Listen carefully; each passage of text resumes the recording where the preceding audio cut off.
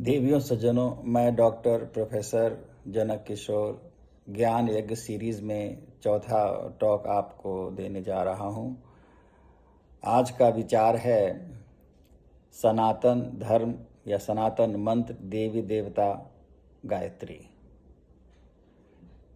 क्योंकि गायत्री मंत्र से पहले धरती पे कोई मंत्र था नहीं, धरती थी ही नहीं, सृष्टि का संरचना जब नहीं हुआ था।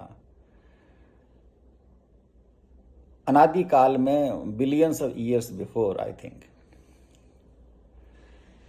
जब ओरिजिन ऑफ लाइफ नहीं था तो एक पावर सदाशिव थे, एक विष्णु भगवान। लॉर्ड विष्णु के नाभि से ब्रह्मा का प्रादुर्भाव हुआ और ब्रह्मदेव से कहा गया कि आप सृष्टि की संरचना करें। अब सृष्टि की संरचना करने के लिए उनको ज्ञान की आवश्यकता थी, तो आकाशवाणी हुई कि आप गायत्री की साधना करें। तो ब्रह्मा ने गायत्री मंत्र, गायत्री की साधना वर्षों तक करी।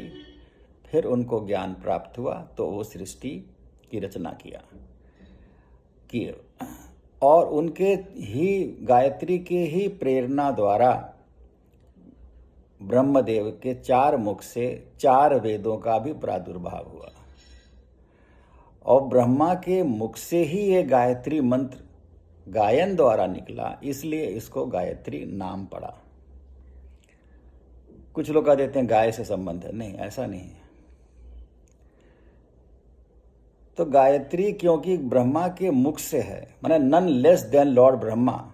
What else you want to say that धर्म और मंत्र is सनातन? इससे बड़ा प्रूफ क्या हो सकता है कि ब्रह्मा के मुख के द्वारा कोई मंत्र निकला हो? उससे पुराना क्या है? उससे पुराना कुछ मैं तो नहीं समझ सकता हूँ। तो फिर ये चारों वेद ज्ञान का आधार, ज्ञान की प्रवाह हुआ और यही गायत्री मंत्र या गायत्री से ही ह्रीं श्रीं क्लीं 3 धाराएं, शक्ति की धाराएं और निकली ज्ञान के अलावा। ऋग्वेद दुनिया का पहली पुस्तक थी, एक फैक्ट ये है, इस पर भी ध्यान देना चाहिए।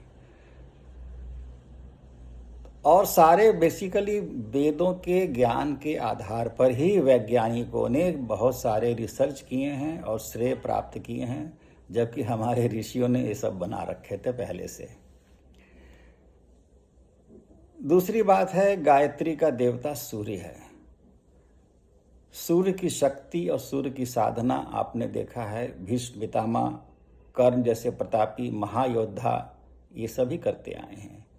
और सृष्टि का आधार सूर्य, ऊर्जा का आधार सूर्य, और इसी सूर्य की ऊर्जा को गायत्री मंत्र के द्वारा मनुष्य अपने हृदय में धारण करता है। तो ये सबसे आसान तरीका है, तरीका दुनिया में बहुत है। आप कहीं भी किसी पद्धति से जाएं, पहुंचेंगे वहाँ। हर रस्सी, हर रास्ते, जो गंगा की 7 धाराएं हैं, उसको ट्रेस बैक करेंगे तो सब गोमुख ही पहुंचेंगे, दूसरा जगह नहीं पहुंचेंगे।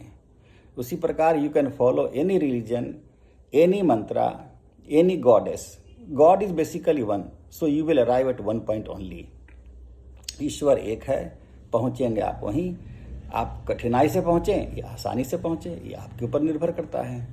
गुरुदेव ने तो इसको 24 लाख गायत्री मंत्र पढ़ के, 24 लाख गायत्री मंत्र जप करने में 1 वर्ष लगता है, और 24 लाख करना हो तो 24 वर्ष।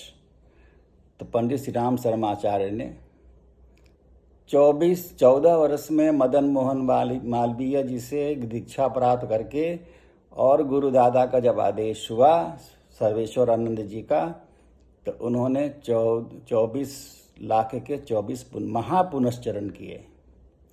तब जाके ये गायत्री जन मानस के लिए उपलब्ध हो पाई। ये गायत्री स्वर्ग में थी, इसकी जप भगवान शिव भी करते हैं।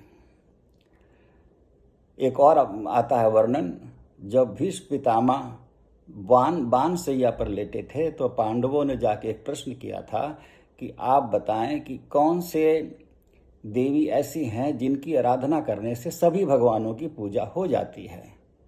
तो उन्होंने जवाब यही दिया था कि गायत्री मंत्र, गायत्री की साधना करो, क्योंकि इसमें 24 शक्ति धाराएं हैं। एक इससे कलेक्टिव गॉड, कलेक्शन ऑफ वो सभी गॉड हैं, राम, सीता, हनुमान, तुलसी।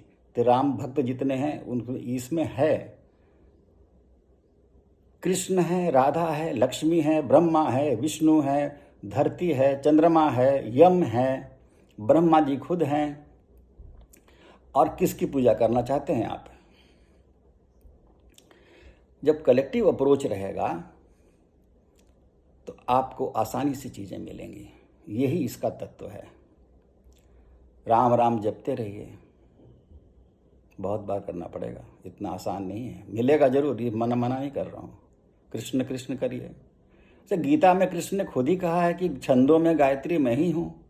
जब कहा कि पीपल, वृक्षों में पीपल मैं हूँ, नदियों में गंगा मैं हूँ, उसी समय कहते हैं छंदों में गायत्री मैं ही हूँ। तो कृष्ण और गायत्री में फर्क कहाँ है? Why should we discriminate between gods? ये हम लोगों की ज्ञान की कमी है।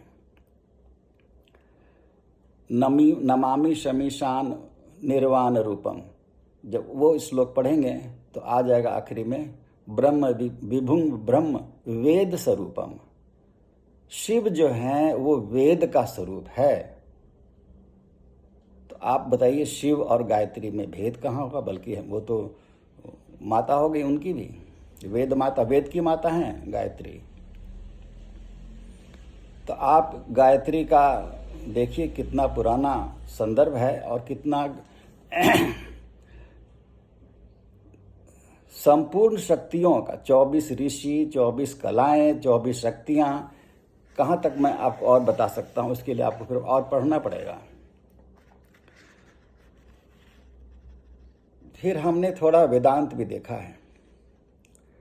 वेदांत में भी कहता है पूजा किसकी करें? तो पूजा कहता है कि ब्रह्म की करें। अब क्योंकि गायत्री ब्रह्म से जुड़ा हुआ है, ब्रह्ममय है, इसलिए गायत्री की पूजा साधना करनी चाहिए। और इसकी शक्तियाँ बड़ी तेज प्रचंड हैं। ये आप जो साधक करते हैं वो जानते हैं। और परम पूज्य गुरुदेव ने इसी को लेकर के शांति कुंज की स्थापना किया कि आप आइए, साधना करिए, एक कॉमन मैन से एक डिवाइन मनुष्य, देवता बन करके निकलें। कह सकते हैं Shanti Kunj is a factory of divinity. Thank you very much. नमस्कार।